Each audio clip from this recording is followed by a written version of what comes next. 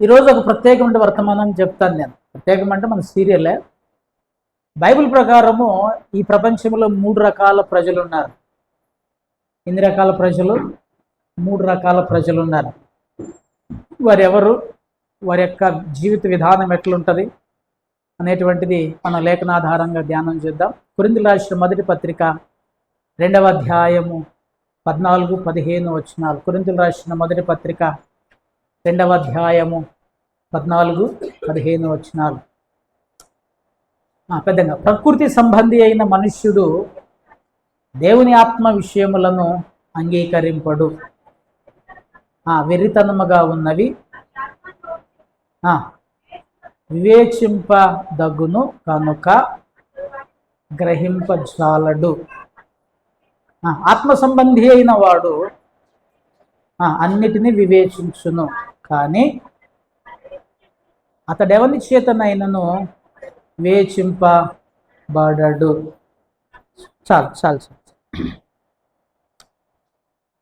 So మన వాక్యధ్యానంలోనికి పోకముందు 2 పనులు చేయాలి. మొదటిది ఏంటిది? ఫోన్లు స్విచ్ ఆఫ్ చేయండి. అందరూ ఫోన్లు స్విచ్ ఆఫ్ చేయండి. రైట్, దేవునికి స్తోత్రం. హల్లెలూయా చెప్పాలి పెద్దగా, హల్లెలూయా. ఈ లోకంలో 3 రకాలైనటువంటి ప్రజలు ఉన్నారు. బైబిల్లో కూడా, బైబిల్ ప్రకారం లోకానుసారంగా 3 రకాల ప్రజలు, ఆత్మానుసారంగా చూస్తే 3 రకాలైనటువంటి ప్రజలు మనకు కనపడుతూ ఉన్నారు. చూడండి, మొదటి వ్యక్తి ఎవరయ్యా అంటే, కొరింథీయులకు రాసిన మొదటి పత్రికలో మనం చూస్తే ప్రకృతి సంబంధి అయిన మనుష్యుడు. 14వ వచనంలో స్పష్టంగా మనకి మొదటి మాటే ఏమని తెలియజేస్తున్నాడంటే పౌలు గారు, ప్రకృతి సంబంధి అయిన మనుష్యుడు. సంబంధి అంటే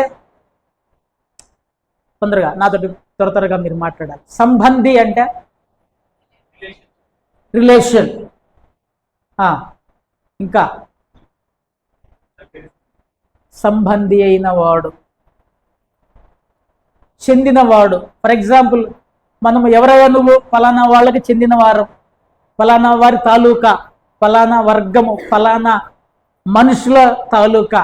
సో సంబంధి, ప్రకృతి సంబంధి అయిన వాడు, ప్రకృతి సంబంధి అయిన వాడు, ప్రకృతికి చెందినటువంటి వాడు, ప్రకృతి తాలూకా. ఈ మధ్య ఒకటి బాగా వైరల్ అవుతూ ఆంధ్రలో ఒక, అంటే మీ అందరికి అర్థం కావడం కొరకు చెప్తున్నాను. ఒక సినిమా హీరో గెలిచినప్పుడు అందరూ ఏం చేశారంటే వాళ్ళ ఫ్యాన్స్ అంతా ఆ పిఠాపురం ఎమ్మెల్యే తాలూకా అని పెట్టారు. వాళ్ళకి సంబంధించిన వాళ్ళమని. ప్రకృతి సంబంధి తాలూకా, ప్రకృతి సంబంధి అయిన వాడు, ప్రకృతికి చెందినటువంటి వాడు, ప్రకృతి సంబంధి అయినటువంటి మనుష్యుడు. ప్రకృతి సంబంధి, ప్రకృతి అంటే లోకము. సింపుల్గా మనకు అర్థం చేసుకోవాలంటే ప్రకృతి అనగా లోకము. మొట్టమొదటి మనిషి ఎవరయ్యా అంటే, ఈ లోకంలో మనం జాగ్రత్తగా బైబిల్ ప్రకారంగా నిలోకానుసారంగా కానీ మనం చూస్తే లోక సంబంధి అయినటువంటి మనుష్యుడు, లోక సంబంధి అయినటువంటి వాడు, లోకానుసారమైనటువంటి వాడు, లోకములో జీవించేటువంటి వాడు. ఇతనికి ఉన్నటువంటి ఒక క్వాలిటీ ఏంటంటే, కొన్ని క్వాలిటీస్ ఉన్నాయి ఇతనికి. ముఖ్యమైన క్వాలిటీ ఏంటంటే, ఇతను క్రైస్తవుడు కాదు. ఇది జాగ్రత్తగా గమనించండి, ఇతను క్రైస్తవుడు కాదు. ఎందుకు కాదయా అని చెప్పేసి మనం ఆలోచన చేస్తే అదే వచనం మళ్ళీ చదువుదాం మనం. అక్కడ ఒక మాట రాయబడింది, చదవండి. ప్రకృతి సంబంధి అయిన వాడు అంగీకరింపడు. జాగ్రత్తగా రండి, ఇక్కడ రండి. ఇతనికి ఉన్నటువంటి ఇంకొక లక్షణం, ఇంకొక క్వాలిటీ ఏంటంటే దేవుని ఆత్మ విషయములను అంగీకరించడు. దేవుని ఆత్మ, మీరు చూడండి, మీరు వెళ్ళి ఒక లోకానుసారమైన వానికి ఎంత నేర్పుగా, ఎంత జ్ఞానముతో, ఎంత రియలిస్టిక్ గా, ఎన్ని ఉదాహరణలతో మీరు వాక్యం చెప్పినా కూడా వాడు దానిని అంగీకరించడు. బ్లెండర్ గా హేళన చేస్తాడు, లేకపోతే బ్లెండర్ గా మనల్ని త్రోసివేస్తాడు. దాన్ని అంగీకరించండి. ఎందుకు? ప్రకృతి సంబంధి అయిన వాడికి ఆత్మ విషయములను, దేవుని ఆత్మ విషయములను అతడు అంగీకరించడు. దేవుని ఆత్మ చెప్పేటువంటి విషయాలు, దేవుని యొక్క, మీరు చూడండి, ఎవరి దగ్గరికి అన్నపోయి ఒక దేవుడు నా జీవితంలో ఈ మేలు చేశాడని చెప్పండి, వింటాడా? అంగీకరించాడు. ప్రజలు కొంతమంది ఉంటారండి, లోకమును అనుసరించేటువంటి వాడు, లోకమును వెంబడించేటువంటి వాడు, లోకములో నివసించేటువంటి వాడు దేవుని యొక్క ఆత్మ విషయాలు, దేవుని ఆత్మ బోధించేటువంటి విషయాలు, దేవుని ఆత్మ కార్యములను వాడు అంగీకరించడు, తెలుసుకోడు. చూడండి, కొరింథీయులకు రాసిన 2వ పత్రిక 4వ అధ్యాయము 4వ వచనం మనం జాగ్రత్తగా చూస్తే, చదవండి. 4:4 దేవుని స్వరూపి అయి ఉన్న క్రీస్తు మహిమను ప్రకాశము ప్రకాశింపకుండునట్లు మనోనేత్రములకు గుడ్డితనము కలుగ చేసెను. జాగ్రత్తగా వినండి. క్రీస్తు సువార్త ప్రకాశము. సువార్త అంటే ఏంటిది అసలుకి? యేసుక్రీస్తు ప్రభువారు నీ పాపముల కొరకు ఈ లోకమునకు వచ్చాడు, నీ పాపముల కొరకు ఆయన చనిపోయాడు, ఆయన మరణమును జయించి తిరిగి లేచాడు. ఆయన నమ్మినట్లయితే నీ పాపములన్నీ క్షమించబడతాయి, నీకు నిత్య జీవము కలదు. ఇది సువార్త. ఉపదేశానుసారమేదనగా, లేకపోతే సువార్త మొత్తము అదేదనగా, సువార్త మొత్తము ఏంటిదే అంటే సింపుల్ గా చెప్పాలంటే, యేసుక్రీస్తు ప్రభువారు మన పాపముల కొరకు ఈ లోకమునకు వచ్చి మన పాపముల నిమిత్తమై ఆయన మృతి పొంది మన పాపములను ఆయన మీద వేసుకొని సిలువలో మరణించి ఆయన 3వ రోజు తిరిగి లేచాడు. ఆయన నమ్మిన వానికి రక్షణ, నిత్య జీవం ఉన్నది. ఇదే సువార్త, అంతకంటే ఇంక వేరే ఏం లేదు. ఈ సువార్త ప్రకాశమానము, ఈ సువార్త ప్రకాశము వానికి ప్రకాశించకుండా ఈ లోకానుసారమైనటువంటి వాడు ఎలా ఉన్నాడంటే, వాని మనోనేత్రములకు గుడ్డితనము కలగజేయబడుతూ ఉన్నది. నువ్వు ఎన్నన్నా చెప్పు, గుడ్డిగా వాటిని తోసేస్తుంటాడు. ఈ లోక సంబంధి దేవుని ఆత్మ విషయములను అంగీకరించడు అని చెప్పేసి బైబిల్ తెలియజేస్తుంది. అంగీకరించడు, వాటిని మనసున పెట్టాడు. నువ్వు చెప్పినా కూడా వాటిని తృణీకరిస్తాడు, తీసివేస్తాడు అని చెప్పేసి బైబిల్ చెప్తుంది. మీకు ఇంకొక అద్భుతమైన మాట చెప్తా చూడండి. యోహాను శుభవార్త 12వ అధ్యాయము 37వ వచనంలోకి రండి. యోహాను శుభవార్త 12వ అధ్యాయము 37వ వచనం.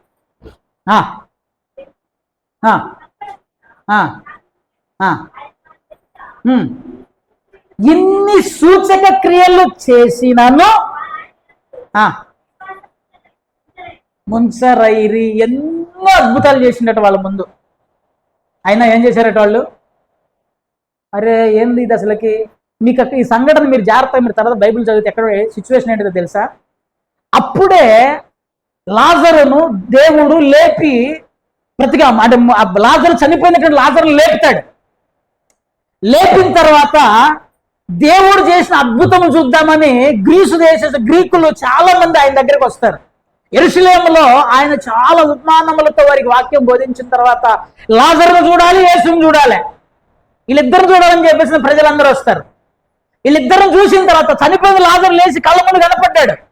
కనపడుతూ ఉన్నప్పటికీ కూడా యేసుక్రీస్తు ప్రభు వారికి వాక్యం బోధించి కొంచెంసేపు వీళ్ళ సంగతి ఆలోచన చేద్దాం పక్కకు పోయాడు, కనపడకుండా. ఇన్ని సూచక క్రియలు వారు చూసినను వారాయన యందు విశ్వాసం ఉంచలేదు. ప్రకృతి సంబంధి అయిన మనుషులు దేవుని ఆత్మ విషయములను కళ్ళ ముందు కనపడుతున్నా, కళ్ళ ముందు అగపడుతున్నా కూడా వారు వాటిని అంగీకరించరు. అనగా వీడు లోకానుసారమైన వాడు, లోక సంబంధి అయినటువంటి వాడు క్రైస్తవుడు కానే కాదు. వీడు దేవుని ఆత్మ విషయాలను అంగీకరించడు. ఇంకో క్వాలిటీ ఉంది వీనికి. చదవండి అదే మాట 14వ వచనం. అవి చదవమ్మా. అంగీకరింపడు, వెర్రితనముగా ఉన్నవి. ఎట్లున్నాయట? హల్లెలూయా. నువ్వు నా జీవితంలో ఇలా జరిగిందని చెప్పు, పక్క నవ్వుతాడు. ఎర్రితనం, ఎర్రి నవ్వునట్టు నవ్వుతాడు, హేళనగా నవ్వుతాడు. నేను ఇప్పుడు కదా ఒక 15 సంవత్సరాల క్రితం అనుకుంటా, నాకు ఒక సంఘటన గుర్తు. ఎల్ఐసి కాలనీలో ఒక ఇంట్లో ప్రార్థన చేస్తున్నాం మేము. ఒక ఇంట్లో ప్రార్థన చేస్తుంటే ఒక సిస్టర్ వాళ్ళు ఎల్ఐసి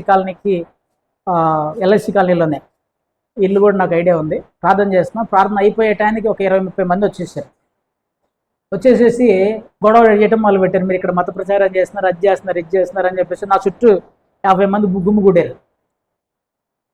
గుమ్మిగుడితే అప్పుడు నాకు ఇంకా సంఘం స్టార్ట్ కాలే, వేరే పాస్టర్ గారి చర్చ్ అది, నేను వాకింగ్ చెప్పడానికి పోయా సాయంత్రం పూట 9:30-10 అంతా అయిపోయిన తర్వాత గుమ్మిగుడి బెదిరియటం మొదలుపెట్టారు.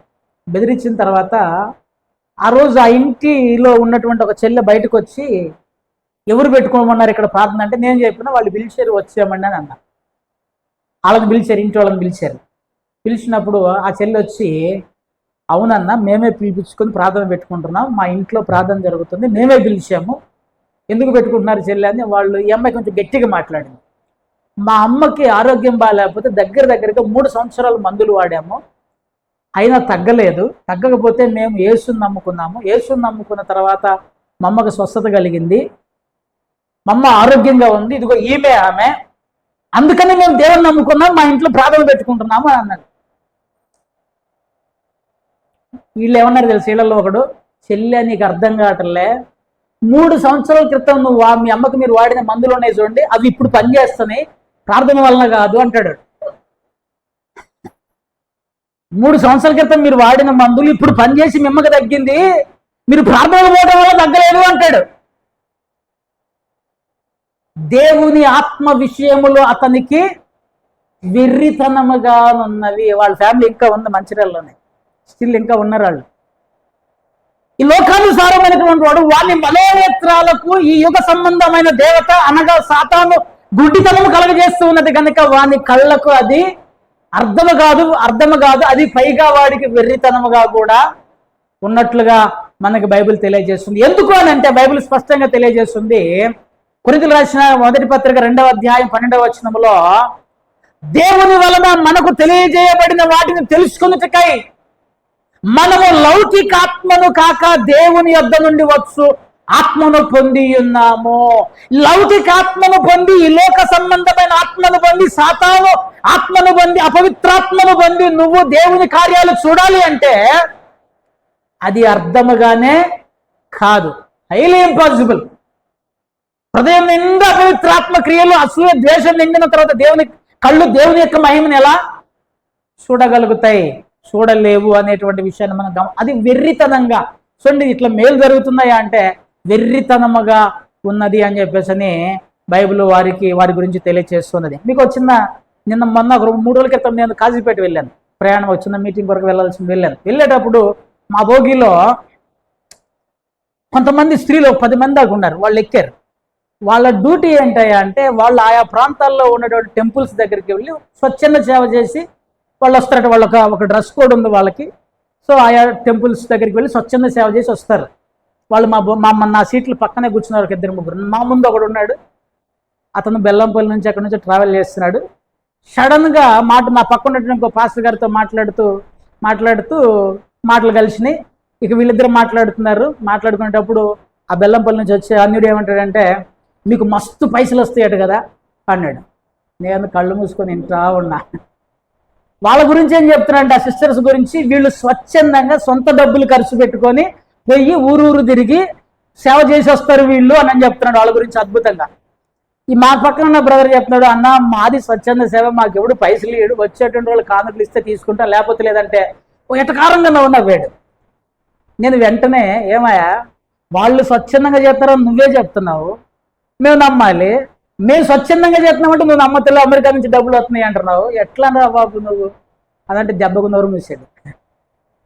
వెర్రితనంగా ఉంటాయి మనం చెప్పే విషయాలు, వెర్రితనముగా. ఎందుకంటే వాని లోపల లౌకికాత్మ ఉంది, వాని లోపల అపవిత్రాత్మ ఉన్నది, వాని లోపల దేవుని ఆత్మ లేదు కనుక దేవుని ఆత్మ విషయాలు వాడికి అర్థముగానే కావు.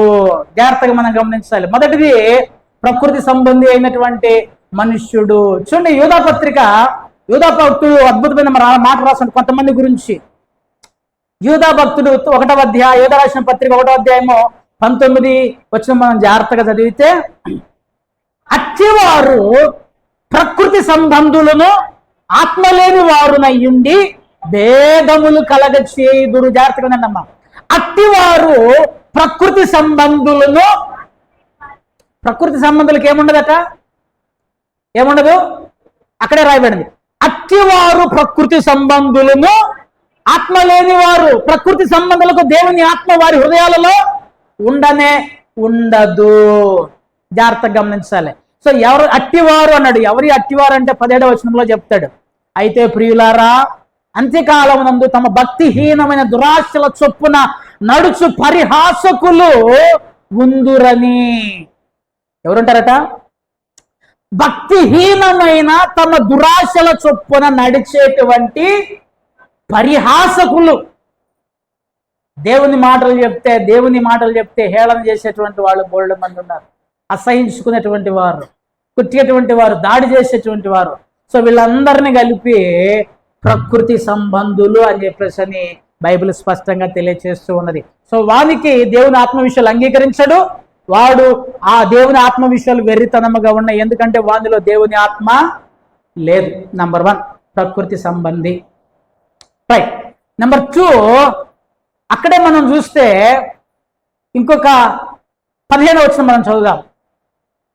15వ వచనం, ఆత్మ సంబంధి అయిన వాడు అన్నిటినీ వివేచించును గాని వారు ఎవరి చేతనైనను వివేచింపబడు. రెండో కేడర్ బైబిల్ చెప్తుంది. రెండో రకం ఆత్మ సంబంధి అయిన మనుష్యుడు. హల్లెలూయా చెప్పాలి. హల్లెలూయా. ఎటువంటి రెండో వ్యక్తి ఎవరు? ఆత్మ సంబంధి అయినటువంటి వాడు. ఆత్మ సంబంధి అయిన వాడు. ఆత్మ సంబంధి ఇందాక ప్రకృతి సంబంధి లోకానికి చెందినటువంటి వాడు. ఆత్మ సంబంధి అంటే ఆత్మకు చెందినటువంటి వాడు. క్రీస్తు సంబంధి, ఆత్మ సంబంధి, ఆత్మ కలిగినటువంటి వాడు, ఆత్మలో నడిచేటువంటి వాడు, ఆత్మానుసారుడు అనేటువంటి పదాలు ఇతనికి మనము సాదృశ్యంగా చెప్పవచ్చు. అన్నిటికంటే ముఖ్యమైన విషయం ఏంటంటే ఇతను ఒక క్రైస్తవుడు. చెప్పండి, ఎవరు? క్రైస్తవుడు. కాకపోతే ఇతను క్రైస్తవుడే కానీ తన సొంత శక్తి మీద ఆధారపడదు. ఆత్మ సంబంధి అయిన వాడు, ఆత్మ మీద ఆధారపడి జీవించేటువంటి వాడు, ఆత్మ సంబంధి అయినటువంటి వ్యక్తి. చూడండి, రోమిలకు రాసిన పత్రిక 8వ అధ్యాయము 9వ వచనం. రోమిలకు రాసిన పత్రిక 8వ అధ్యాయము, దేవుని ఆత్మ మీలో నివసించి ఉన్న ఎడల కలవారే గాని శరీర స్వభావము గలవారు కారు. ఎవడైనను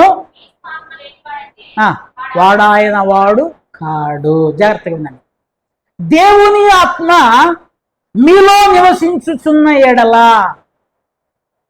మన దేనికి సంబంధించినటువంటి వాళ్ళమే? ఆత్మ సంబంధులము.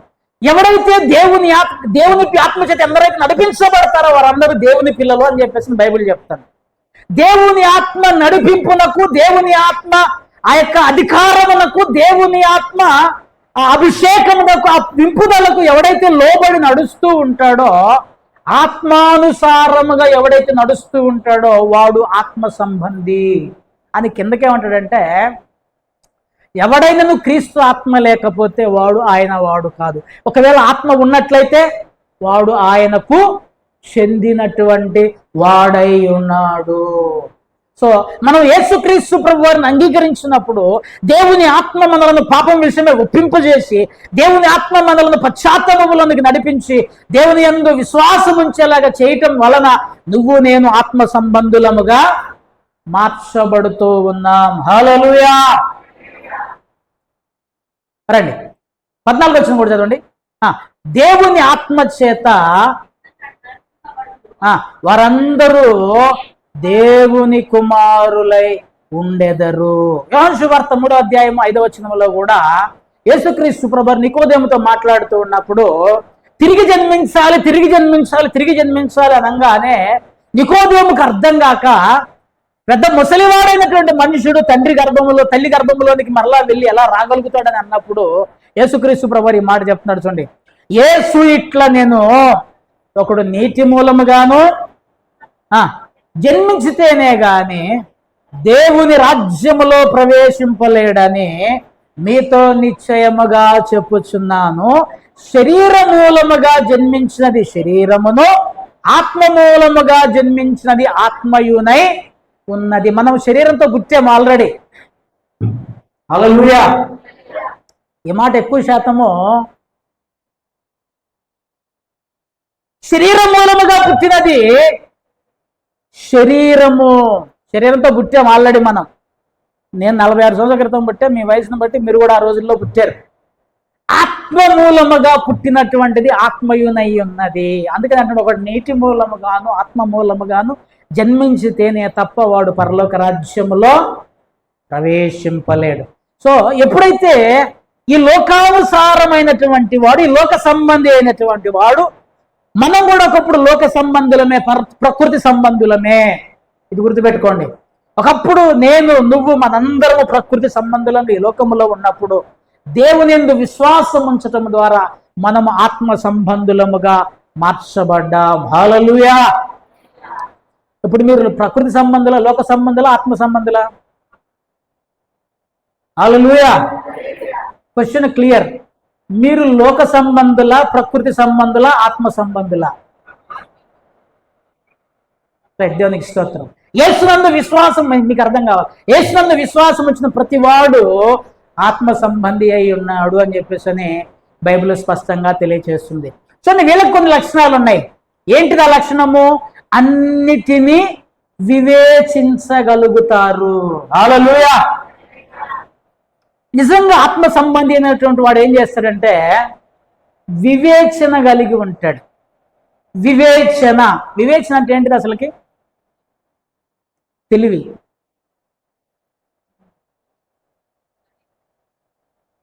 Understanding spirit. వివేచన అంటే వివేకము. ఏది మంచి, ఏది చెడు, ఏది చేయొచ్చు, ఏది చేయకూడదు, ఏది తప్పు, ఏది ఒప్పు. తెలివి ఉన్న వాళ్ళు చాలా మంది తప్పులు చేస్తారు. గుర్తుపెట్టుకోండి, తెలివి ఉన్న వాళ్ళు చాలా మంది తప్పులు చేస్తారు. వివేకము, ఆ ఆత్మవరాల్లో వివేకం ఒకటి. ఆత్మల వివేచన అనేటువంటిది ఒక వరం ఉంది. వివేచిస్తాడు, గ్రహిస్తాడు, ఏది ఎప్పుడు అవసరం, ఏది ఎలా జరిగించాలి. మీకు ఒక వ్యక్తి గురించి నేను మీకు అర్థం కావటం కొరకు ఒక వ్యక్తి గురించి నేను మీకు చెప్తాను. చూడండి, 2వ రాజుల గ్రంథము 2వ అధ్యాయం 9వ వచనంలో, 2వ రాజుల గ్రంథము 2వ అధ్యాయం 9వ వచనంలో ఒక సంఘటన జరుగుతుంటది. చదవండి ఒకసారి. దాటిపోయిన తర్వాత మునుపు చెప్పగా ఎలీషా 2 పాళ్ళు దయచేయమనేను. జాగ్రత్తగా ఉన్నాను. సంఘటన అందరికీ మనకు తెలుసు. ఏలియా పరమునకు వెళ్ళబోతానికి సమయం ఆసన్నమైంది. శిష్యులు చెప్పారు, మీ గురువుగారు వెళ్ళిపోతున్నాడు అన్నారు. ఏలియాను ఎలీషా వదిలిపెడతలేడు. జాగ్రత్తగా వినండి. ఏలియాని ఎలీషా వదులుతలేడు. యెహోవా జీవము తోడు, దేవుడు నన్ను బేతేలుకు పొమ్మంటున్నాడు అని చెప్పాడు. ఎలీషా తోటి దేవుడు నన్ను బేతేలుకు పొమ్మంటున్నాడు, నువ్వు ఎక్కడే ఉండు అన్నాడు. ఎలీషా మాట్లాడటం మొదలుపెట్టాడు. యెహోవా జీవము తోడు, నీ దాసుడు నిన్ను వదిలిపెట్టను అన్నాడు. ఏమని ప్రమాణం చేస్తున్నాడు? యెహోవా జీవము తోడు, నేను నిన్ను వదిలిపెట్టను. అబ్బా ఎలీషా, నువ్వు భలే ఉన్నావా ఎసర్రా. మళ్ళీ 2 నిమిషాలకి ఎలీషా, దేవుడు నన్ను ఎరుకోకు పొమ్మంటున్నాడు అన్నాడు. నువ్వు ఎక్కడే ఉండు అన్నాడు. యెహోవా జీవము తోడు, నేను నిన్ను విడిచిపెట్టను అన్నాడు. మళ్ళీ పోయారు. మళ్ళీ 3వసారి వచ్చాడు. నన్ను యోర్దానుకు పొమ్మంటాడాయా. యెహోవా జీవము తోడు, నేను నిన్ను విడిచిపెట్టను. జాగ్రత్తగా వినండి, విడిచిపెట్టను. 3వసారి అడిగాడు. 4వసారి, నీకు ఏం కావాలి చెప్పు.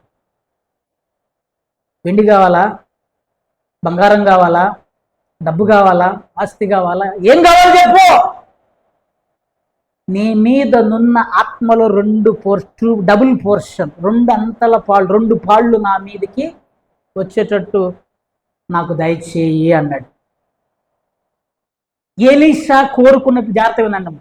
ఆత్మ సంబంధి అయిన వాడు, నేను మీకు మళ్ళీ ఇంకొక వ్యక్తి గురించి చెప్తా. ఆత్మ సంబంధి అయిన వాడు అన్నిటినీ వివేచిస్తాడు. ఇక్కడ ఎలీషాకి ఏది కోరుకున్నా దొరికే ఆస్కారం ఉంది. ఏది కోరుకున్నా ఇవ్వటానికి రెడీగా ఉన్నాడు ఏలియా. నాకు అది కాదు, నీ యొక్క అభిషేకములు 2 అంతలు నాకు కావాలి అని చెప్పేసి అని చెప్పినట్లుగా మనం చేస్తాం.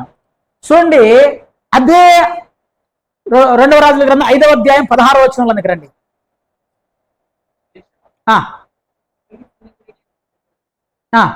ఇశ్రాయేలు దేవుడైన యెహోవా జీవము తోడు తీసుకొనను అని చెప్పాను. నయమాను అతనితో ఎంతో బతిమాలినను అతడు ఒప్పకపోయిన. జాగ్రత్తగా వినండమ్మా. నయమాను కుష్ఠవ్యాధి తగ్గిపోయింది. నీకు గిఫ్ట్ ఇస్తాను ఆయన, వండిస్తాను, బట్టలు ఇస్తాను, అవి ఇస్తాను, ఇవి ఇస్తాను అని చెప్పేసి ఎంతో బతిమాలినను ఎలీషా ఒప్పకపోయేను. ఎలీషా యొక్క క్యారెక్టర్ గమనించండి. ఆ తర్వాత ఈయన ప్రార్థన చేసుకుంటూ ఒక మాట చెప్తున్నాడు. 26వ వచనంలోకి రండి. అంతటి ఎలీషా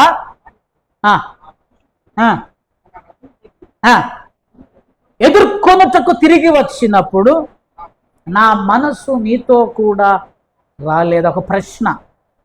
ఎలీషా ఇంట్లో కూర్చొని ప్రార్థన చేస్తున్నాడు. గెహాజీ పోయాడు, తెచ్చుకున్నాడు. ఈయన ఇక్కడే ఉండి గెహాజీ లోపలికి వచ్చిన తర్వాత ఎక్కడ పోయో గెహాజీ అంటే ఆయన ఇక్కడే ఉన్నానని చెప్పాడు. ఎలీషా క్యారెక్టర్ నేను ఇప్పుడు ప్రధానంగా ఆత్మ సంబంధి అయినటువంటి వాని విషయంలో ఎలీషా క్యారెక్టర్ గమనిస్తే ఎలీషా చెప్తున్నాడు, నువ్వు ఆ యొక్క రథము దిగి ఆ మనిషి రథం దిగి నేను ఎదుర్కొనేటప్పుడు తిరిగి వచ్చినప్పుడు, నువ్వు అక్కడికి పోయినప్పుడు అతను నీ దగ్గరికి వచ్చేటప్పుడు నా మనసు నీతోనే ప్రయాణము,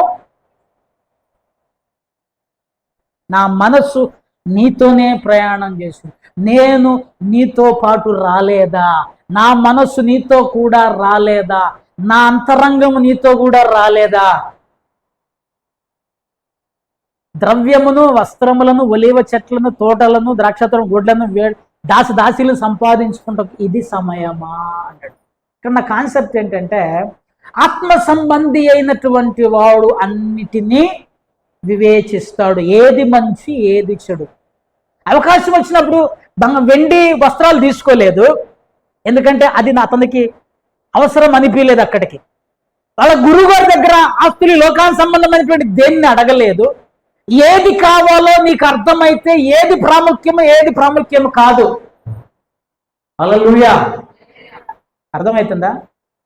ఏది ప్రాముఖ్యం నీకు? దేవుని యొక్క ఆత్మను సంపాదించుకోవడం ప్రాముఖ్యమా? ద్రవ్యము సంపాదించుకోవడం ప్రాముఖ్యమా? దేవుని యొక్క ఆత్మశక్తిని అడగటం ప్రాముఖ్యమా? దాసదాసీలను, ఎడ్లను, ద్రాక్ష తోటలను, గొర్రెలను, ఈ లోకానుసారమైన సమస్తాన్ని సంపాదించుకోవడం ప్రాముఖ్యమా? ఏది ప్రాముఖ్యం? ఆత్మ సంబంధి అయినటువంటి వాడు అన్నిటినీ వివేచించును. నువ్వు నిజంగా ఆత్మానుసారముగా నడిచేటువంటి వాడు అన్నిటినీ వివేచించేటువంటి వాడుగా ఉంటున్నాడు. దేవునికి స్తోత్రం. హల్లెలూయా. సో రెండవ వ్యక్తి ఎవరు? ఆత్మ సంబంధి అయినటువంటి మనుష్యుడు. మొదటి వ్యక్తి ఎవరు చెప్పాలి? మొదటి వ్యక్తి ఎవరు? నోరు లేవారా మీకు? చెప్పండి, నోరు తెరిచి చెప్పాలి. ఎవరు మొదటి వ్యక్తి? ప్రకృతి సంబంధి అయిన మనుష్యుడు. రెండవ వ్యక్తి ఆత్మ సంబంధి అయిన వాడు. మూడో వ్యక్తి గురించి చెప్తా. ఇప్పుడు మనం కొంచెం క్లారిటీకి వస్తాం.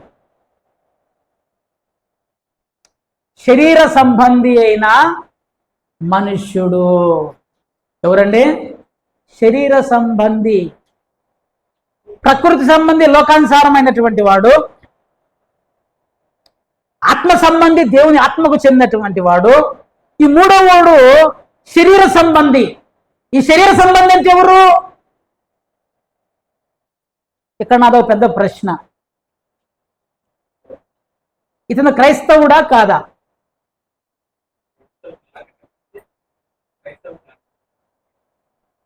క్రైస్తవుడా కాదా? Yes or no? ఒకటే question, answer yes or no. క్రైస్తవుడే. ముందు ఇద్దరు చాలా క్లారిటీగా ఉంటారు, వాళ్ళతో పెద్ద పెద్ద తలకాయ నొప్పి ఉండదు. ప్రకృతి సంబంధించినటువంటి వాడు, లోకంలో వాడు ముఖానికే ఇది చూసుకుంటాడు, నేను లోకానుసారుడని వాడు డిక్లేర్ చేస్తాడు. ఆత్మ సంబంధమైనటువంటి వాడు వాళ్ళు డిక్లేర్ చేస్తాడు, నేను ఆత్మ తప్పితే ఇంకా ఏమి లేదు, నా ప్రాణమైన బతుకైనా సావైన ఏదైనా దేవునితో వేరే లోకం లేదంటాడు. ఈ మూడో వాడు డేంజరేడ్. ఈడు నులివెచ్చగుంటాడు. ఈడు ఎట్టుంటాడు? నులువెచ్చగా ఉంటాడు ఈడు. సగము దేవునిలో ఉంటాడు, సగం శరీరంతో ఉంటాడు. శరీర సంబంధి అయినటువంటి వాడు క్రైస్తవుడే, దేవుని గురించి తెలుసు, దేవునిలో ఉన్నటువంటి వాడు, దేవుని గురించి అవగాహన ఉన్నటువంటి వాడు. రాత్రి వేళన పడిన విత్తనము మొలిచింది, ముళ్ళ పొదల్లో పడిన విత్తనము మొలిచింది, కానీ అది ఫలభరితంగా కాలేదు. జాగ్రత్త గమనించండి. రాత్రి వేళన పడిన విత్తనం మొలిచింది, ముళ్ళ పొదల్లో పడిన విత్తనము మొలిచింది, కానీ అవి ఫలభరితముగా ఫలించలేదు. కానీ అవి దేవుని యందు విశ్వాసం ఇచ్చినటువంటి విత్తనాలు అవి కూడా. రండి కొన్ని మాటల విత్తనం గురించి నేను మీకు చెప్తా. కొన్ని రాసిన మొదటి పత్రిక 3వ అధ్యాయము 1, 2, 3 వచనాలు మనం చదువుదాం. చదవండి. సహోదరులారా, మనుషులతో మాట్లాడినట్టు లేకపోతిని, శరీర సంబంధమైన మనుషులే అనియు క్రీస్తునందు పసిబిడ్డలే అనియు మీతో మాట్లాడవలసి వచ్చెను. అప్పటిలో మీకు బలము చాలకపోయినందున పాలతోనే మిమ్మల్ని పెంచుతుంది, కానీ అన్నముతోగా మిమ్మల్ని పెంచలేదు. మీరింకనూ శరీర సంబంధులై ఉండుట వలన ఇప్పుడును మీరు బలహీనులై కారా, మీలో అసూయయు కలహమును ఉండగా మీరు శరీర సంబంధులై మనుష్య రీతిగా నడుచుకుని వారు కారా. ఇక్కడ చాలా ప్రశ్నలు ఉన్నాయి. సహోదరులారా, ఎవరి సహోదరులు? కొరింథీ సంఘం లేదా దేవుని యొక్క బిడ్డలు. మీరు శరీర సంబంధులైన మనుషులే అనియు, శరీర సంబంధులు శరీరానుసారంగా నడిచేటువంటి వారు దేవుని ఆత్మ మిమ్మల్ని హెచ్చరిస్తున్నా కూడా, దేవుని వాక్యం మిమ్మల్ని గద్దిస్తున్నా కూడా, శరీరమునకు లోబడుతూ, శరీరాశలకు లోబడుతూ, శరీరాన్ని అనుసరించి దేవుని పేరు పెట్టుకొని నడిచేటువంటి మీరు శరీర సంబంధులు కారా అనే స్పష్టంగా, ఇప్పటికీ మీరింకనూ శరీర సంబంధులై ఉండుట వలన, ఇంకా ఒకప్పుడు దేవుని నమ్మినప్పుడు కొత్తలో మీకు ఆత్మ విషయంలో అంతగా అర్థం కాలేదు కాబట్టి కొంత శరీరాన్ని అనుసరించారు. దేవుని నమ్మి 10 ఏళ్ళు అయిపోయింది, 20 ఏళ్ళు అయిపోయింది, 30 ఏళ్ళు అయిపోతుంది, ఇంకా మీరు శరీరాన్ని అనుసరించి బ్రతుకుతూ ఉన్నట్లయితే మీరు శరీర సంబంధులు కారా. మీలో అసూయ, కలహము, ద్వేషము ఇవన్నీ మీలో పెట్టుకున్నప్పుడు మీరు ఎలాగూ ఆత్మ సంబంధులు అవుతారు? మీరు కారా నడుచుకునేటువంటి వారు కారా? ఇప్పుడు నాకు పెద్ద ప్రశ్న. ప్రకృతి సంబంధులు, ఆత్మ సంబంధులు అంటే ఆత్మ సంబంధులు అన్నారు. అగైన్ ఐఎమ్ ఆస్కింగ్, ఆత్మ సంబంధుల, శరీర సంబంధుల? మనల్ని మనము పరిశీలించుకోవాల్సిన సమయం ఆసన్నమైంది. మనల్ని మనము హెచ్చరించుకోవాల్సిన సమయం ఆసన్నమైంది. మనకు మనము ఎదురు చూసుకోవాల్సిన సమయం ఆసన్నమైంది. ఎలా ఉంటున్నాం, ఎలా బ్రతుకుతున్నాం, దేని మీద ఆధారపడుతున్నావు, దేని మీద నడుస్తున్నావు, దేని మీద? మళ్ళీ 2వ రాజుల గ్రంథానికి రండి. 5వ అధ్యాయం 20 వచనం, 19వ వచనంలో బతిమాలినను ఒప్పుకోలేదని రాయబడింది. 20వ వచనానికి రండి. ఈ సంఘటన జరిగేటప్పుడు అక్కడ 3వ వ్యక్తి ఉన్నాడు. ఇందాక 3వ వ్యక్తిని మీకు పరిచయం చేయలేదు నేను. అంతటా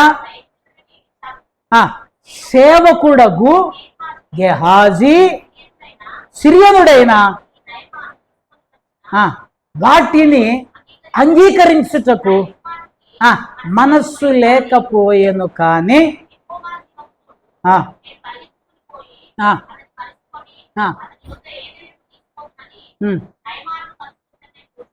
చాలు. జాగ్రత్త గమనించండి. అక్కడ నుండి సంఘటన సినారియో ఒక పిక్చరైజేషన్ చేసుకోండి. నయమాను ఉన్నాడు, ఎలీషా ఉన్నాడు, గెహాజీ ఉన్నాడు. నయమాను ఎలీషాని బ్రతిమలాడుతున్నాడు, అయ్యా తీసుకో తీసుకో తీసుకో. యెహోవా జీవము తోడు, ఈ పదం గమనించండి, యెహోవా జీవము తోడు, నేను కొంచెం కూడా తీసుకోను, నువ్వు వెళ్ళిపో. ఈయన బయలుదేరాడు. ఇక ఈ బయలుదేరేటప్పుడు మీన్ వైలు అక్కడ ఇంకొక వ్యక్తి యొక్క మనసులో ఒక ఆలోచన ప్రారంభమైంది. అతను మాట్లాడుతూ మనసులో మాట్లాడుకుంటున్నాడు. జరుగుతుంటే అబ్బా ఏం అయ్యగారు ఎలీషా ఏం ఎలీషానయ్యా బాబు, నయమాను తీసుకొని వచ్చిన వాటిని అంగీకరించుటకు నా యజమానునికి మనస్సు లేకపోయిన పిచ్చోడులా ఉన్నాడయా. ఏం పాస్టరయ్యా పిచ్చోడు, ఆయన వద్దకపోతే మాకు తీసుకొని మాకు ఇత్త అయిపోగా. హల్లెలూయా. మంచిగా గుర్రేస్తున్నారు వెనకిద్దరు. లేపు నేను నిద్రబా. నేను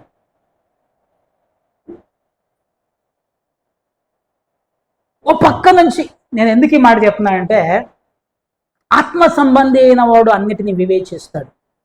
శరీర విషయంలో మనస్సు పెడతాడు. ఎలీషాకి ఆస్కారం వచ్చింది, వాళ్ళ గురువు దగ్గర నుంచి ఏదన్నా పొందుకోవడానికి అవకాశం వచ్చింది. ఎలీషా ఏం అడగలేదు, నీ ఆత్మలో 2 వంతులు నాకు ఇయ్యి అన్నాడు. గెహాజీ కూడా అవకాశం వస్తుంది, నెక్స్ట్ లిస్టులో ఆయనే ఉన్నాడు. ఎలీషాని అడిగేది ఉండే, అయ్యా నువ్వు పోయేటప్పుడు నీ ఆత్మలో మీ గురువు గారి దగ్గరికి ఇచ్చినట్టు నాకు కూడా 2 పాళ్ళు అని అంటే, ఏలియా కంటే 2, 4, 3 అంతలు ఎక్స్ట్రా వచ్చేది అభిషేకం. కానీ మనసు అంతా ఎక్కడుంది? నా యజమానునికి మనస్సు లేదు అంటే వీడికి మనసు ఉంది అని ఒక మాట పలికాడండి. యెహోవా జీవము తోడు, దేవుని మీద ఒట్టు పెడుతున్నాడండి బాబు. ఎలీషా అదే పదం వాడాడు, యెహోవా జీవము తోడు, నీ దగ్గర నుంచి ఒక్కటి కూడా తీసుకొని కొన్నాడు అన్నాడు. ఈ క్యాండిడేట్ ఎవరంటే యెహోవా జీవంతో నేను పరిగెత్తుకుంటూ పోయి దాన్ని తెచ్చుకుంటా అంటున్నాడు. శరీర సంబంధులు శరీర విషయముల మీద మనస్సుంతురు. ఎప్పుడైతే పరిగెత్తాడు చూడండి, మీరు పరిగెత్తుకొని పోయి దేని కొరకు పరిగెత్తాడు?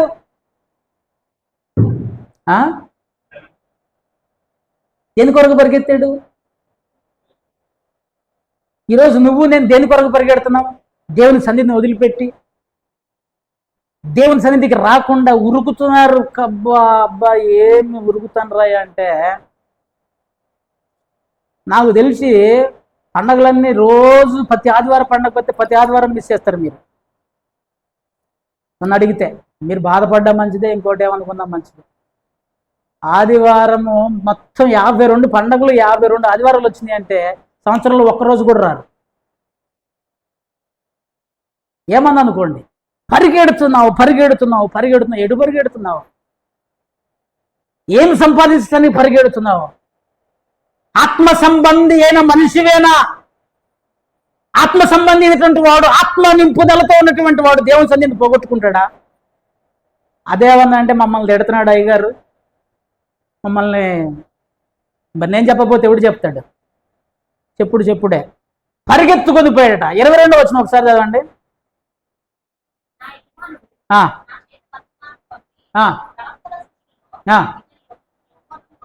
వచ్చారు 2 మణుగుల వెండి దుస్తుల బట్టలను దయచేయమని సెలవిచ్చు. ఏంటిది? అబద్ధం. జాగ్రత్త గమనించండి. ఎప్పుడైతే శరీర కార్యాలకు నువ్వు చోటిస్తావో నోట్లోంచి అబద్ధం రావడం ప్రారంభమవుతుంది. పరిగెత్తుకుంటా పోయి ఆ యొక్క నయమాను ఏం కావాలని ఏందయ్యా అని వాడు ఎదురొచ్చాడు పాపం. ఏంటిదంటే మా అయ్యగారికి ఒక అబద్ధం, చక్కటి అబద్ధం క్రియేట్ చేశారు. చూడండి ఎంత చక్కగా సాతాను ఎంత చక్కగా అబద్ధం అల్లుతాడు తెలుసా? కళ్ళ ముందు సాక్షాత్తు తండ్రి ఎదురంటే దేవుడు చెప్పినటువంటి దాన్ని అబద్ధంగా ప్రూవ్ చేసాడు. ఆ పండు తింటే చచ్చిపోతాడంటే 2 నిమిషాల్లో వాళ్ళని మ్యానిపులేట్ చేసి మళ్ళీ పండు తినిపించాడు. మనం ఎంత జాగ్రత్తగా ఉండాలి చూడండి. అబద్ధం ఎప్పుడైతే నువ్వు సాతానికి అవకాశం ఇస్తావో అబద్ధం కూడా అతికినట్టు చెప్తావు, సరిపోయేటట్టు చెప్తావు. నయమానుకు చెప్తున్నాడు, ఒక 2 శిష్యులు వచ్చారు కాబట్టి వాళ్ళిద్దరికి ఈటేందుకు మాయగారికి కాదు, అరే ఇందాక అడిగితే వద్దన్నాడు కదా అంటాడేమో, మాయగారికి కాదు వేరే వాళ్ళు వచ్చారు వాళ్ళకి ఈటని తీసుకురమ్మన్నాడు.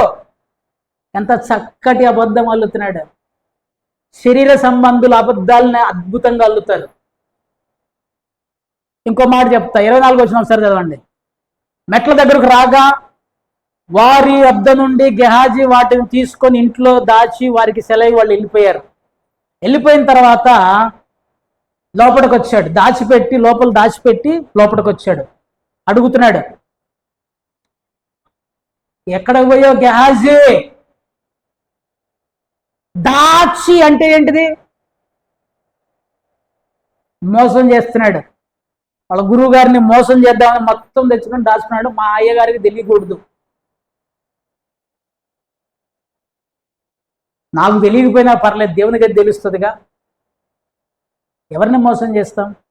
శరీర సంబంధులు శరీర విషయముల మీద మనసుంచుదురు.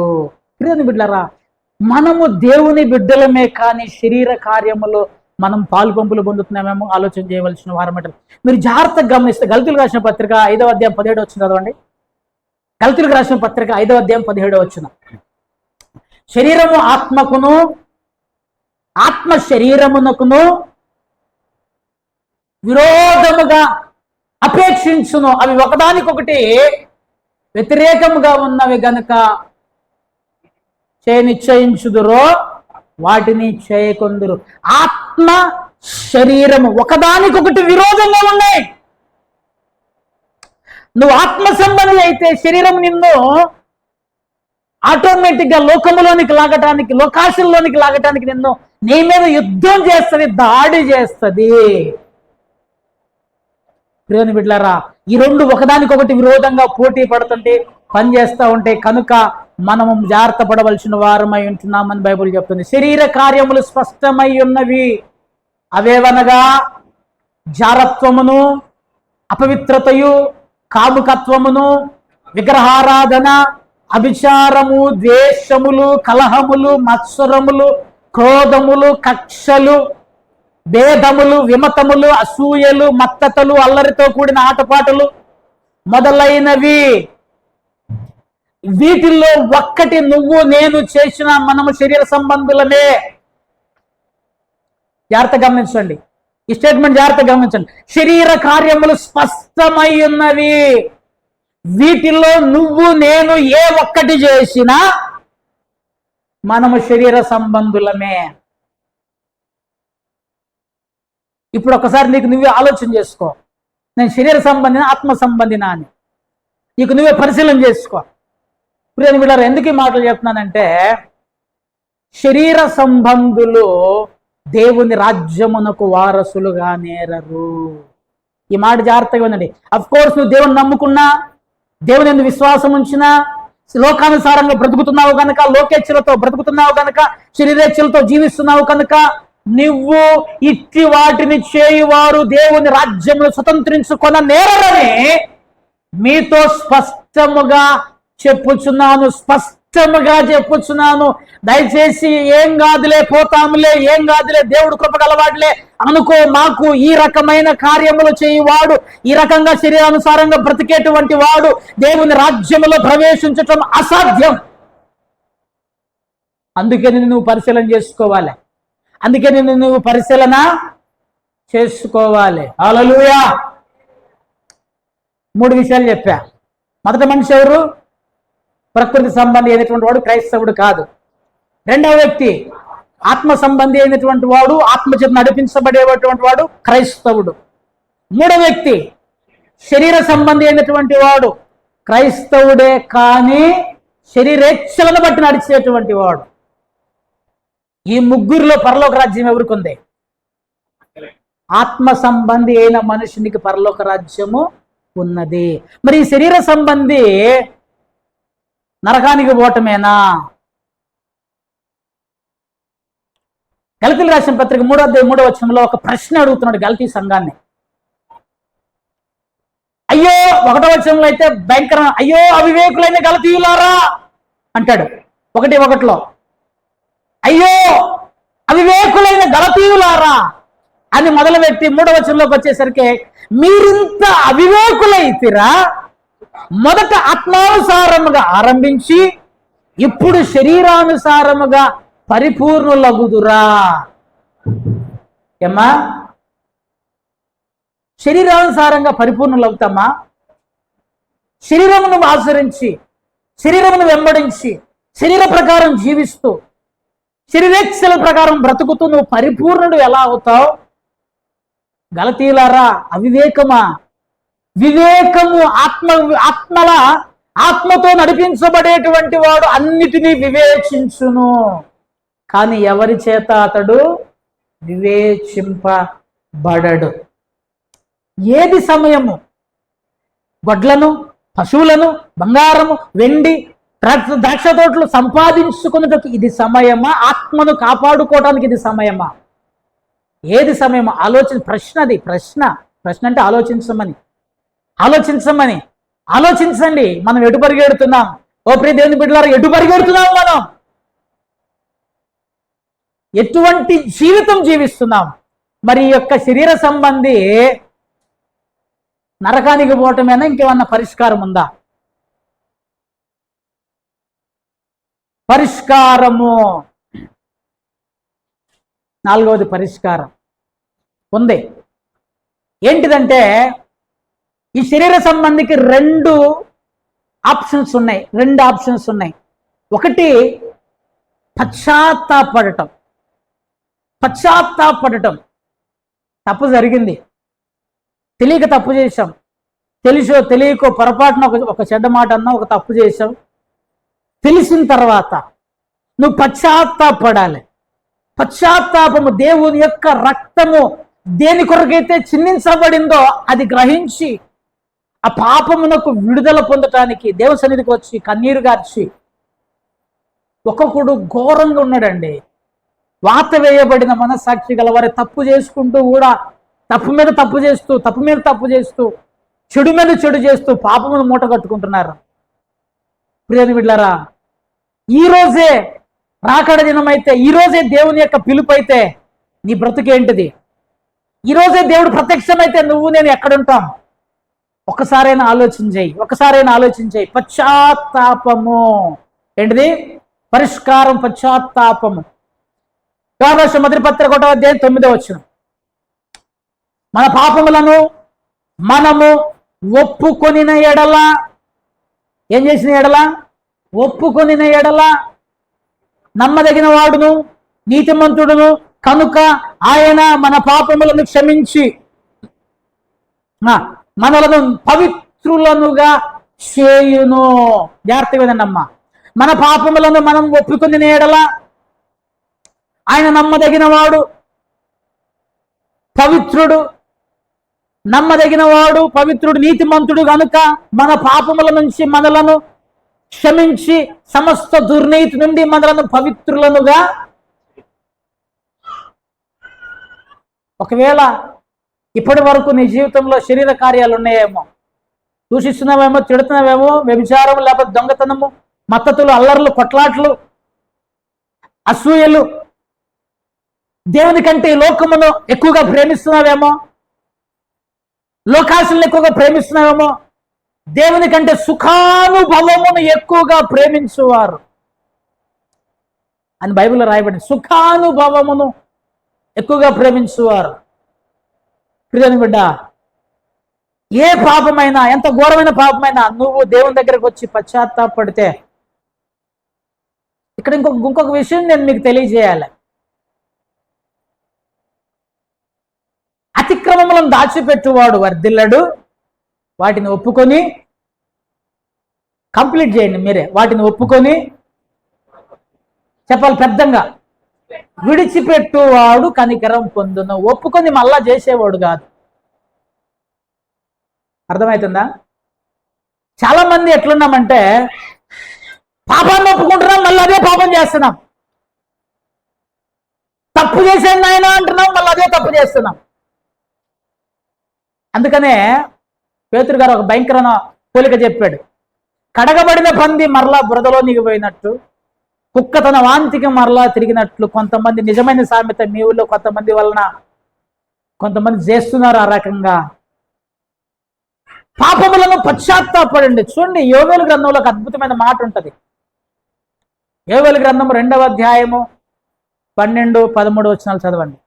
ఇప్పుడైనను మీరు ఉపవాసం ఉండి కన్నీరు విడుచుచు దుఃఖించుచు మనఃపూర్వకముగా తిరిగి రండి. ఎలా రావాలట? కన్నీరు విడుచుచు దుఃఖించుచు మనఃపూర్వకముగా. ఇదే యెహోవా వాక్కు.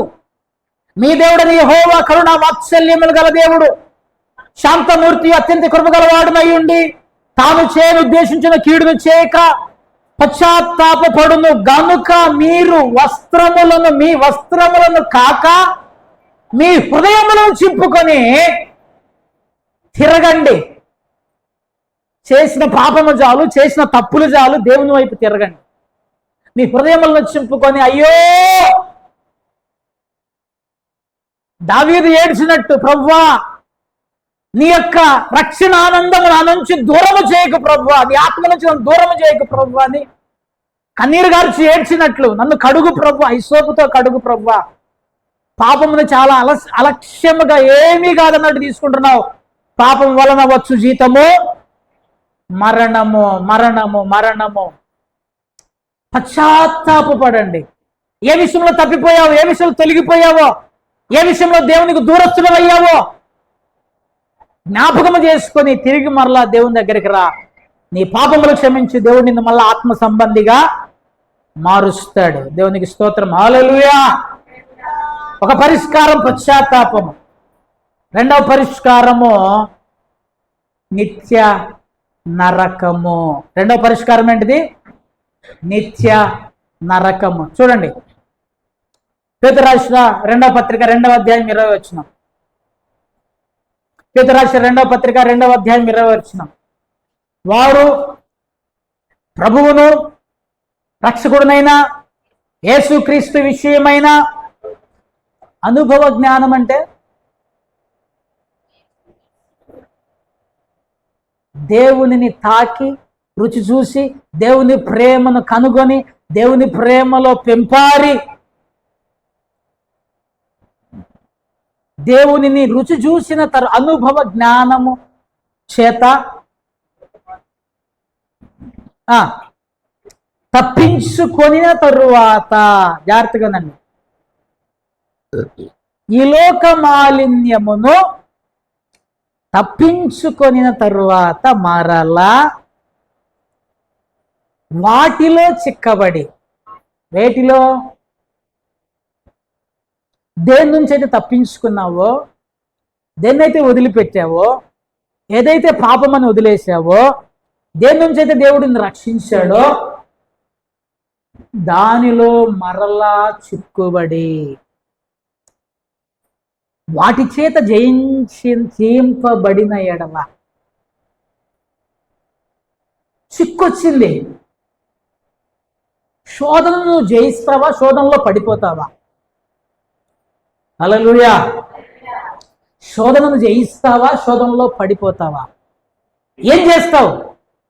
వాటి చేత జయించబడిన ఎడల వాని కడపటి స్థితి మొదటి స్థితి కంటే మరి చెడ్డదగు. ప్రియమైన బిడ్డలారా, నీకు ఈరోజు మీకు ఒక ఎగ్జాంపుల్ చెప్తా. పోయిన వారం ఇంకా అంతకుముందు వారం నేను నేర్చుకున్నా. దురాశ గర్భము ధరించి పాపము కనును, పాపము పరిపక్వమై, పరిపక్వం అంటే పండటం, పండటం. కాయ పరిపక్వమైంది, రైప్ ఫ్రూట్ అంటారు దాన్ని, పండింది, చెట్టుకి పండింది. నువ్వు నేనేమనుకుంటున్నామంటే నాకు ఏం నష్టం జరగట్లేదు కదా అనుకుంటున్నావు. కానీ నీకు నాకు అర్థం కావాల్సిన విషయం ఏంటంటే అది పండటానికి వెళ్తుంది. టైం ఎందుకు తీసుకుంటుందో తెలుసా? పండటానికి. కాయ పుట్టగానే పండదు, కొంత టైం పెడుతుంది. పాపం మొదలవగానే, పాత నిబంధన అయితే అప్పుడే స్పాట్ రాలిపోయేది. కృపాకాలం కదా, కొంత టైం తీసుకుంటున్నాడు. అది పండేంత వరకు నువ్వు అదే పాపములో పండిపోయేంత వరకు ఉన్నావనుకో, దెబ్బకు రాలుతుంది. గ్రహించు, ఎక్కడున్నావో తెలుసుకో, ఏ స్థితిలో ఉన్నావో తెలుసుకో. పాపము నుంచి విడుదల పొందుమని బైబిల్ చెప్తుంది. హెబ్రీయులకు రాసిన పత్రిక 10వ అధ్యాయము 26, 27 వచనాలు ఒకసారి చదువుదాం. హెబ్రీయులకు రాసిన పత్రిక 10వ అధ్యాయము 26, 27 వచనాల్లో సత్యమును గూర్చి అనుభవ జ్ఞానము పొందిన తరువాత బుద్ధిపూర్వకముగా, ఈ మాట జాగ్రత్తగా గమనించండి, బుద్ధిపూర్వకముగా పాపము చేసిన ఎడల ఉండదు కానీ న్యాయపు తీర్పునకు ఎదురు చూచు విరోధులను దహింపబోవు తీక్షణమైన అగ్నియు నీకు నుండును. బుద్ధిపూర్వకంగా పాపం చేయటం మళ్ళీ చెప్పండి ఏంటిది అంటే నాకు కొంచెం తెలియదు, అందుకని మిమ్మల్ని అడుగుతుంది. బుద్ధిపూర్వకంగా చేయటం అది తప్పని తెలిసి కూడా దాన్ని చేయటం. అనుకుంటున్నావు ఎవడు చూసిండే బాయ్ ఏసయ్య. ఒకడు అన్నాడు 2000 సంవత్సరాలు పెట్టి ఇంకా రా వత్తలేడు ఏడ రాలేదు అన్నాడు. అట్లా అంటాడదాన్ని బైబిల్లో ఒకటి రాసి పెట్టాడు. ఏమని రాసి పెట్టాడు తెలుసా? నేను వస్తాను లేట్ అవుతుంది కావచ్చురా బాబు, ఇష్టానుసారంగా బ్రతుకు నీ బతుకు ఎట్లుంటుందో అని ధనవంతుడిని చూపించాడు ముందుగానే. ధనవంతుడిని ముందుగానే చూపించి వాడు చుక్క నీళ్ల కొరకు పాతాళములో బహు యాతన పడుచు ఒక శాంపిల్ ఇచ్చాడు. అక్కడ దేవుడు రాలేదు లేట్ అయితేనే మన ఇష్టం వచ్చిన బ్రతకొచ్చు అనుకుంటావేమో, అది శాంపిల్ అక్కడ చూపించి ఇక నువ్వు బ్రతుకుతే బతుకురా బాబు, దీని శాంపిలే, నీకు అసలు సినిమా అమ్మాయిలా ఇది ట్రైలర్ అన్నాడు, నీకు అసలు సినిమా ముందుంటది అని చెప్తున్నాడు. కనుక ప్రియని బిడ్డలారా, శరీర సంబంధి అయినటువంటి వాడు 2 పరిష్కారాలు ఉన్నాయి. వాడు పశ్చాత్తాపడి దేవుని వైపు పరలోక రాజ్యానికి చేరటము, వాడు పశ్చాత్తాప పడక నరకానికి చేరటం. సో నువ్వు పరిస్థితి ఏంటిది అనేటువంటిది మనం ఆలోచన చేయవలసిన వారమై ఉంటున్నాం. సో నేను ఇప్పటి వరకు చెప్పిన దాన్ని సారాంశం మీకు తెలియజేస్తున్నా, చూడండి దయచేసి జాగ్రత్తగా. ఈ అందరు నా వైపు చూడండి, ఈ స్క్రీన్ చూడండి. ప్రకృతి సంబంధి అయినటువంటి మనుష్యుడు నెంబర్ 1 ఎవరు చెప్పాలి అందరూ? ఎవరు? ప్రకృతి సంబంధి అయినటువంటి మనుష్యుడు. వాడు ఎప్పుడైతే యేసునందు విశ్వాసం ఉంచుతాడో వాడు ఆత్మ సంబంధిగా మార్చబడతాడు. లోకంలో ఉన్నాం ఒకప్పుడు, యేసునందు విశ్వాసం ఉంచాం, ఆత్మ సంబంధులుగా మార్చబడ్డాం. ఆత్మ సంబంధి అయినటువంటి వాడు పాపము చేస్తే, పాపమునకు లోబడితే వాడు శరీర సంబంధిగా మార్చబడతాడు. ఈ శరీర సంబంధికి 2 పరిష్కారాలు ఉన్నాయి. ఒకటి పశ్చాత్తాపడటం, తన తప్పును విడిచిపెట్టి తన తప్పు విషయమై దేవుని దగ్గరికి వచ్చి కన్నీరు గార్చి పాపములు ఒప్పుకొని పాపముల కొరకు పశ్చాత్తాపడి తిరిగి ఆత్మ సంబంధిగా మార్చబడటం. ఆ రకంగా మార్చబడితే వానికి పరలోక రాజ్యం ఉన్నది. ఒకవేళ వాడు పశ్చాత్తాపడక త్రోసివేస్తే, దేవుని కృపను తోసివేస్తే వానికి నిత్య నరకమున్నది. నా ప్రశ్న ఏంటంటే, నువ్వు ఏ స్థితిలో ఉన్నావు? నాకు తెలిసి ఇక్కడ ఉన్నటువంటి వాళ్ళు ఎవరు ప్రకృతి సంబంధులుగా లేరు. ఉంటే ఆత్మ సంబంధులుగా ఉంటావు, లేదా శరీర సంబంధిగానైనా ఉంటావు. ఒకవేళ శరీర సంబంధిగా ఉంటే నీకు 2 ఆప్షన్స్ ఉన్నాయి. పశ్చాత్తాపడతావా, పశ్చాత్తాపడక నరకానికి పోతావా? పశ్చాత్తాపడతాను అంటే యేసుక్రీస్తు రక్తము నిన్ను పరిశుద్ధపరిచి పవిత్రులనుగా చేసి మరలా నిన్ను ఆత్మ సంబంధిగా మార్చుతుంది. మళ్ళీ ఆ పాపము చేయి మాకు. లేదు పర్వాలేదు, యేసయ్య ఎప్పుడు వస్తాడో నాకు తెలియదు, నేను ఎట్లాగే బ్రతుకుతాను అంటే తీక్షణమైన అగ్ని కొరకు నువ్వు ఎదురు చూస్తూ ఉండవలసిన వాడివై ఉంటున్నావు. ఏ రీతి ఎటువైపు వెళ్తావు? 2 దారులు ఉన్నాయి. నువ్వు ఏ దారి ఎంచుకుంటావు? నీ ముందు ఉంచబడింది. ఆలోచించే ప్రదేని బిడ్డ. ఒకవేళ నీకు తెలిసి ఏమన్నా దేవునికి ఆయాసకరమైన పనులు చేస్తూ ఉంటే, శరీర సంబంధమైన కార్యాలు ఉంటే వాటిని ఒప్పుకొని విడిచిపెట్టి ప్రభు దగ్గర పశ్చాత్తాపడి తిరిగి ఆత్మ సంబంధమైన వానిగా దేవుని బిడ్డగా నువ్వు తిరిగి దేవుని సన్నిధికి చేరడానికి ఆస్కారం ఉన్నది.